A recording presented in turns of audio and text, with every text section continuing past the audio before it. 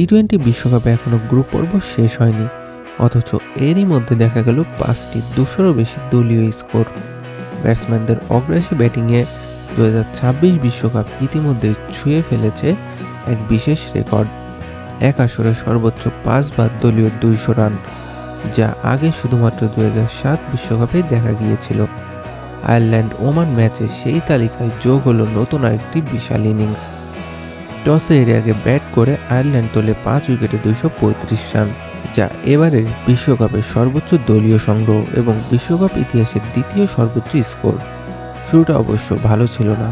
Top অর্ডারে দ্রুত 4 wicket হারিয়েছিল তারা, কিন্তু অধিনায়ক লোরকান টাকার ও গ্যারেথ ডেনালির দুর্দান্ত 101 রানের জুটি ম্যাচ ঘুরিয়ে দেয়। এরপর টাকার ও জর্জ ডাকরেলের 19 বলে অবিশ্বাস্য 70 রানের জুটি ওমানের বোলারদের একেবারেই ভেঙে দেয়। টাকার 51 বলে অপরাজিত 94 রান করেন, ডেনালি করেন 56 রান, আর ডার্কলেট মাত্র 9 বলে অপরাজিত থাকেন 35 রানে। জবাবে ওমান শুরুতে ভালো খেললেও শেষ দিকে একেবারেই ধসে পড়ে এবং 139 রানে থেমে যায়, ফলে 96 রানে বিশাল জয় পায় আয়ারল্যান্ড। র্যাঙ্কিংয়ে ইংল্যান্ড 3-এ আর স্কটল্যান্ড 13-তে থাকলেও ম্যাচটা মোটেও সহজ ছিল না। হারলেই সুপার 8-এর সম্ভাবনা প্রায় শেষ হয়ে যেত ইংল্যান্ডের। কলকাতা ইডেন গার্ডেনে স্কটল্যান্ডকে 5 উইকেটে হারিয়ে শেষ পর্যন্ত হাফ ছেড়ে বাঁচল হ্যারি ব্রুকসের দল। লক্ষ্য ছিল 153 রান, কিন্তু শুরুতেই ধাক্কা খায়। প্রথম ওভারে ফিল সল্ট আর দ্বিতীয় ওভারে জস বাটলার আউট হলে চাপের মুখে পড়ে ইংল্যান্ড। প্রথম 4 ওভারে ইংল্যান্ড তোলে মাত্র 21 রান, কোনো বাউন্ডারি হয়নি। তবে দ্রুতই ঘুরে দাঁড়ায় ইংল্যান্ড।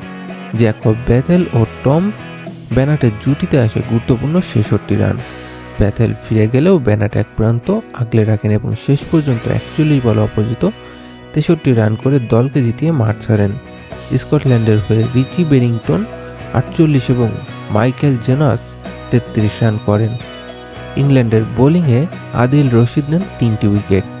এই জয়ে 3 ম্যাচে 4 পয়েন্ট নিয়ে গ্রুপের দ্বিতীয় স্থানে উঠে সুপার 8-এর স্বপ্ন বাঁচিয়ে রাখল ইংল্যান্ড।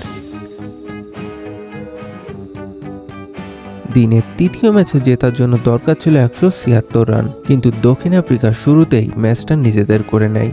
মাত্র 4 ওভারে তারা তুলে ফেলে 62 রান, আর জয় তখন প্রায় নিশ্চিত হয়ে যায়। শেষ পর্যন্ত 17 বল হাতে রেখে 7 উইকেটের দাপুটে জয় পায় প্রোটিয়াররা।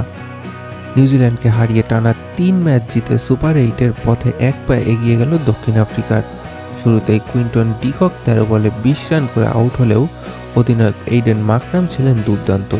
44 বলে 8-4 এবং 4 ছক্কায় তিনি খেলেন বিধ্বংসী ইনিংস। তবে মাত্র 19 বলে 50 করে গড়েন নতুন রেকর্ড। টি-20 বিশ্বকাপের দক্ষিণ আফ্রিকার দ্রুততম 50-র মালিক এখন মাকরামি। অন্যদিকে নিউজিল্যান্ডের শুরুতেই দ্রুত রান তুললেও মাঝপথে ধস নামে। 26 বলে সর্বোচ্চ 48 রান করেন মার্ক চ্যাপম্যান। এই জয়ে সুপার 8 প্রায় নিশ্চিত করে ফেলল দক্ষিণ আফ্রিকা।